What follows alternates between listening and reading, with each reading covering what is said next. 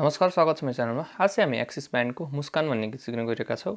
अब यो गीत बजाउन चाहिँ एकदमै सिम्पल छ है र युज भएको कर्डहरू हेरौँ। G major, E minor, C major, D major अनि ए माइनर। सो यति पाँचवटा कर्ड युज भएको छ। जी, ई माइनर, सी, डी अनि ए माइनर। अब गीतको स्ट्रमिङ प्याटर्न हेरौँ। यो चाहिँ down down up up down down down up down down up down down down up। यो चाहिँ हाम्रो गीतको स्ट्रमिङ प्याटर्न रहेको छ। र अब गीतको कर्ड प्रोग्रेसन हेरौँ। यो चाहिँ दुई टाइपको कर्ड प्रोग्रेसन छ।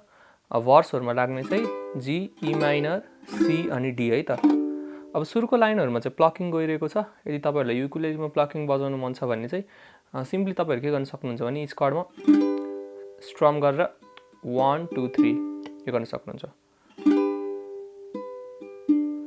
के दिन सक्छु र तिमीलाई मैले केवल आँसु नै त छ बिछोडको छायामा।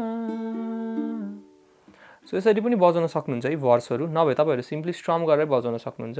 के दिन सक्छु र तिमीलाई मैले केवल आँसु नै त छ बिछोडको छायामा रुँदैछु आज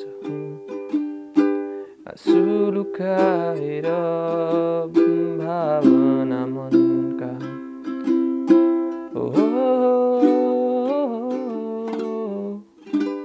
तिम्रो त्यो मुस्कान सम्झदा मायालु। अब यो पार्टमा मात्र हाम्रो कर्ड प्रोग्रेसन चाहिँ चेन्ज गर्ने है। तिम्रो त्यो मुस्कान यो लाइन छ नि, यसमा चाहिँ तपाईहरुको जी, ई माइनर, ए माइनर अनि डी है त। इच कर्डमा चाहिँ हाफ हाफ टाइमिङमा चाहिँ चेन्ज गर्नुपर्ने हुन्छ।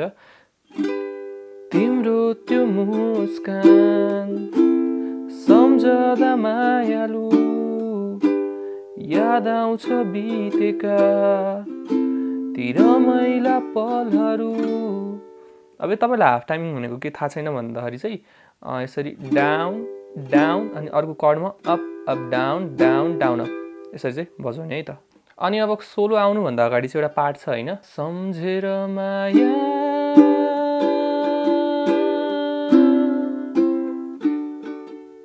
यो पार्टमा के गर्ने भन्दाखेरि सेम भर्स जसरी कर्ड प्रोग्रेसन जाने हो, तर टाइमिङ चाहिँ हाम्रो हाफ हाफ टाइमिङमा शिफ्ट हुन्छ है त। सो त्यति मात्र चेन्ज हो गीतमा चाहिँ। बाँकी गीतमा अब कर्ड प्रोग्रेसन त्यही नै गइरहेको छ। अब लेसन चाहिँ गीतको के कन्फ्युजन छ भने चाहिँ मलाई कमेन्टमा सोध्न सक्नुहुन्छ।